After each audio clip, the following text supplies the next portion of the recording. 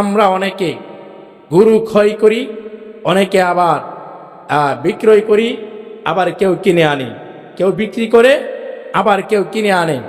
আমরা অনেকে কোরবানির গরুর পশু খরিদ করার জন্য বাজারে যাই, যায় কেনাকাটা করি।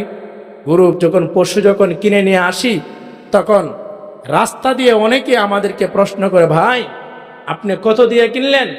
ভাই এত টাকা দিয়ে কিনছি, এত টাকা দিয়ে কিনছি। হ্যাঁ, অনেকে বলো মাশাল্লাহ ভালো, আবার অনেকে আছে ভাই হাই এত দাম দিয়ে দিছেন, এত দাম দিয়ে লাইছেন। এ কথা বলে কি বলে না? ভাই কত কিনলেন? এত টাকা। কাই এত টাকা দিয়ে কিনলেন? কারো সস্তা তো আছে গরু। কিন্তু যেই ব্যক্তি গরুটা কিনলো, সে আল্লাহর রাস্তায় কোরবানি দেওয়ার জন্য কিনলো, তার নিয়তটা খুব সহি, তার নিয়তটা একবারে স্বচ্ছ। কিন্তু আপনি এই কথাটা বলার দ্বারাতে তার মনে একটা আঘাত আসতে পারে, এই আঘাতের কারণে তার কোরবানিটা নষ্ট হয়ে যেতে পারে। আছে না এই বদ অভ্যাস আমাদের মধ্যে? আছে না নেই? এই কথা বলে কিন্তু আমি একজনের কুরবানি নষ্ট করে দিলাম, একজনের কুরবানিটা আমি নষ্ট করে দিলাম, তার দিলটাকে নষ্ট করে দিলাম। সেই কারণে এমন ধরনের কোনো প্রশ্ন করবেন না, প্রশ্ন করা ঠিক নয়। আপনি এমন ধরনের প্রশ্ন করবেন না যে আপনি এত দাম দিয়ে কিনলেন কেন।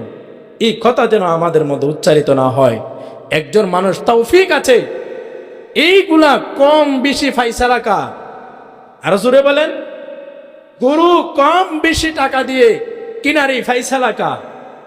আমরা নিজে কোনো ফাইসালা দিতে পারবো না, আল্লাহর পক্ষ থেকে ফাইসালা আছে।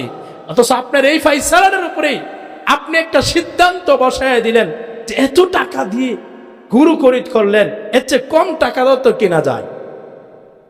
ওই ব্যক্তির মনের ভিতরে করে, হেরি এত টাকা দিয়ে কিনলাম, এত কম টাকার মধ্যে কিনা যায়, কিন্তু আমি এত টাকা খরচ করলাম কেন? মনের ভিতরে একটা খুশি উঠে যায়, একটা শয়তানের ওয়াসওয়াসা তৈরি হয়ে যায়। কিন্তু এই ওয়াসওয়াসার কারণে, আপনার কারণে কিন্তু ওই ব্যক্তির কোরবানিটা নষ্ট হয়ে গেল। অথচ আপনার পক্ষ থেকে এই কথাটা বলার দরকার ছিল যে আমি ভাই গরুটা কত টাকা কিনছেন? ভাই এত টাকা দিয়ে। আলহামদুলিল্লাহ, মাশাল্লাহ খুব ভালো হয়েছে, মাশাল্লাহ খুব ভালো হয়েছে। আপনি তাকে উৎসাহিত করুন, কারণ সে একটা নেক কাজ করতেছে, পুণ্যের কাজ করতেছে, ইবাদত করতেছে। আপনি তাকে উৎসাহিত করা, তাকে সাহস দেওয়া, এটা একজন ইমানদারের দায়িত্ব, ঠিক না বেঠিক? ইমানদারের দায়িত্ব। এই দায়িত্ব না পালন করে, ভাই কত দা কিনলেন? এত টাকা দিয়ে কিনে নাকি এত দাম দেয়?